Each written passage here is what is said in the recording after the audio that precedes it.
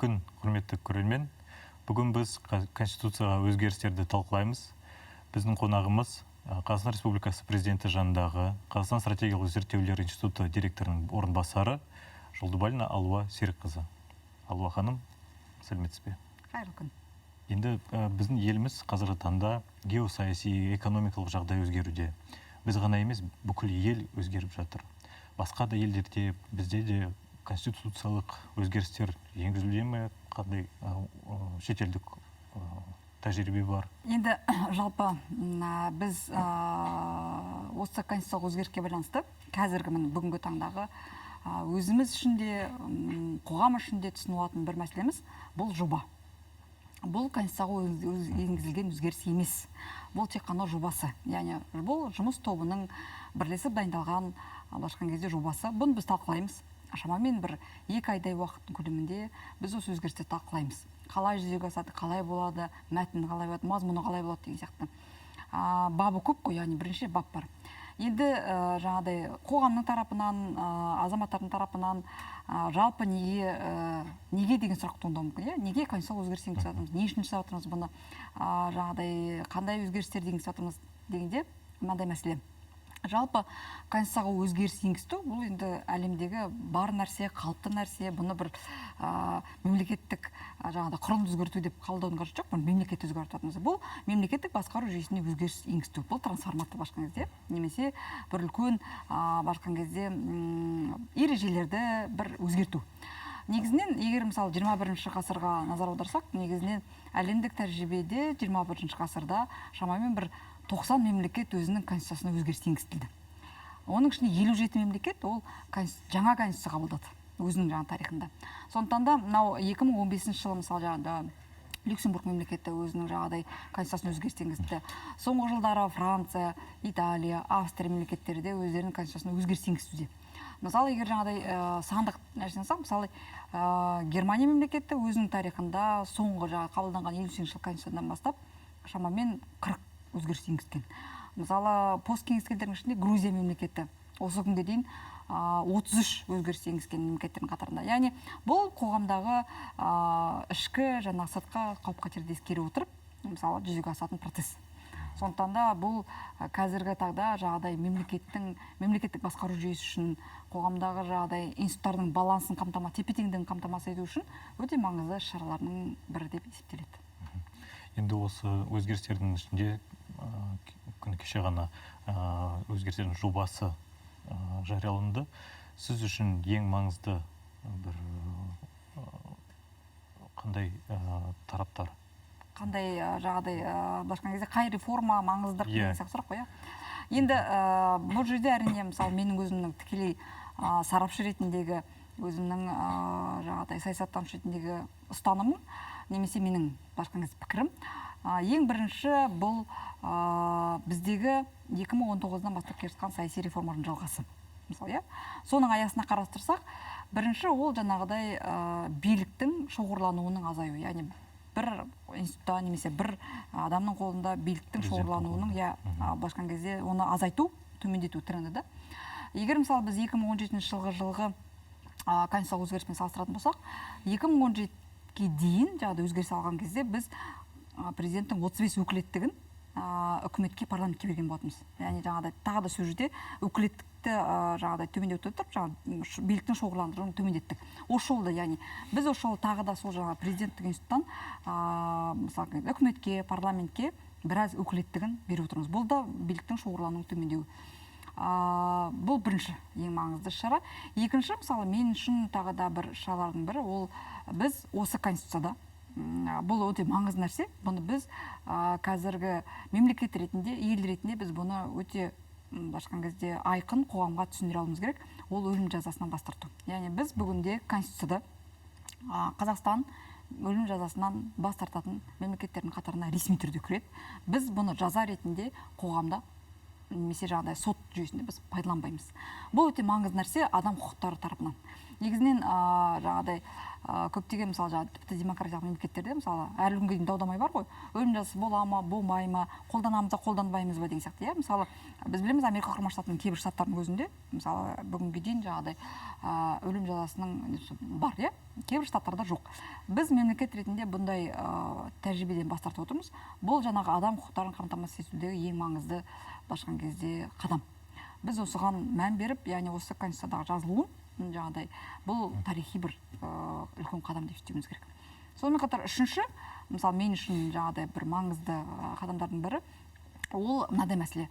Ең басында жолдауда президент айтқан кезде айтқан болатын, облыстың әкімін мәслихаттың депутаттары жаңағыдай жанама сайлау арқылы жаңағыдай менің ұсынғаныммен, яғни президенттің ұсынысымен президент әкімді жаңағыдай таңдайды. Біз егер жобаға назар аударсақ, кешегі жаңағыдай мәтінде мына жазылған облыстың территориясындағы барлық мәслихаттардың пікірін ескере отырып. Яғни оны деген сөз. Ол облыстың мәслихаты ғана емес, яғни облыста мысалы Солтүстік Қазақстан облысында 16 аудан бар ма? Сол 16 ауданның депутаттарының барлығының дауыс беруімен, жанама дауыс беруімен жаңағыдай әкім башқан кезде сайланады. Башқан кезде бұл сайлау ғой, жанама сайлау деп аталады. Мысалы, егер мысалы саясатта тікелей сайлау бар, жанама сайлау бар, бұл жанама сайлаудың бір түрі. Яғни депутаттардың жаңағыдай келісіммен башқан кезде президенттің үкімімен әкім бізде облыс әкімі немесе республика қалалы бар маңызы бар әкімдер тағайындалады. Енді сізбен толықтай келісемін, өйткені ата заңға сәйкес Қазақстан Республикасының ең жоғары құндылықтардың бірі бұл адам, оның өмірі, оның денсаулығы, еркіндігі, бостандығы дейді. Еркіндігі, бостандығы. Сонымен қатар енді президенттің саяси жүйеге әсері өзгереді. Бұл негізі саяси ойынның бір ережелерін қалай өзгертеді? Қалай әсер етеді? Бұл жерде қандай рөл ойнайды президент? Бұл жерде енді мысалы бүгінде мысалы президент партиядан төрағалығына кетті. Солай ғой, яғни партиядан шықты. Бұл мысалы қадам, бұл башқан кездегі қоғамдағы институттардың тепе-теңдігін қамтамасыз етуге маңызды. Мысалы, егер мысалы бізде тепе-теңдік дегеніміз не? Мысалы, егер бір институттың құзыры, өкілдігі немесе жаңағыдай кішкене башқан кезде көбірек болса, басқа институттар зардап шегуі мүмкін. Бірақ ол институтқа қарама-қарсы тұра алатын бір басқа институт болу керек. Мысалы, яғни оған қарама-қарсы пікір айта алатын, оған қарама-қарсы мысалы бір балама пікірді айта алатын басқаша институт болу керек. Немесе президентке, немесе жаңағыдай президент ол институт қой бізде. Сол институтқа қарама-қарсы ретінде бір жаңа пікір айта алатын біз институттар ғой. Сол институттардың тепе-теңдігін қамтамасыз ету мақсатында мысалы жаңағыдай біз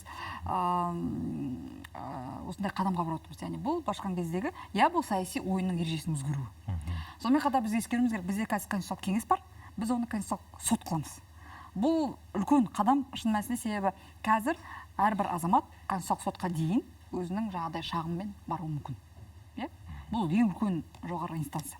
Сондықтан да бұл жерде жаңағыдай айтып тұрмын, адам құқықтары біздегі мысалы жаңағыдай саяси бір нормалардың, құндылықтардың, ойын ережелерінің жаңағыдай өзгеруіне әкеліп соғатын сөзсіз. Президенттің айтуынша біз екінші республиканы құрудамыз. Осы конституциялық өзгерістер, толықтырулар енгізгенде, қабылданғанда, сонда екінші республика басталады ма? Енді бұл жерде қалай? Мысалы жаңа қазір пікірталас қой, мысалы, екінші республика дейміз. Екінші республика бұл бүгіндегі мемлекеттік басқарудың жаңа үлгісі. Былайша айтқан кезде, егер қысқаша түсіндіретін болсақ. Ал неге екінші республика? Себебі, егер мысалы кешегі мәтінге назар аударсақ, бізде әртүрлі тарау бар ғой, президент бар, тарау, парламент бар, үкімет деген тарау бар, конституциялық кеңес деген, сот деген жағдай әртүрлі. Сол мысалы адам деген мысалы бізде бөлек тарау бар, соның әрбіріне біз қазір өзгеріс енгізіп жатырмыз, яғни барлық тармақтары бойынша. Сондықтан да бұл жаңағыдай мемлекеттік басқарудың, мысалы біз былайша айтқан кезде суперпрезиденттік республикада, мысалы жаңағыдай мысалы тепе-теңдігі сақталған жағдай президенттік республикаға ауысып отырмыз. Яғни былайша айтқан кезде бұл мемлекеттік басқару жүйесін өзгерткендіктен қазір қоғамда жаңағыдай екінші республика деген атау пайда болды. Енді тағы бір сұрақ. Осы өзгерістерді бүкіл Қазақстан азаматтары талқылай алады. Сосын осы өзгерістер кейін қалай қабылданады? Мәжіліске барады ма? Мысалы, бұл жерде қалай конституциялық мысалы кеңеске жіберілді ғой. Конституциялық кеңес жаңағыдай конституциядағы барлық өзгерістерді жаңағыдай жобасын қарастырады. Бұл жерде талқылау шамамен 2 айдай болады. 2 айдан кейін негізінен былай енді заң нормасы бойынша бірінші конституцияға өзгеріс енгізуіміз керекпіз. яғни одан кейін конституциялық күші бар заңдарға өзгеріс енгізіледі.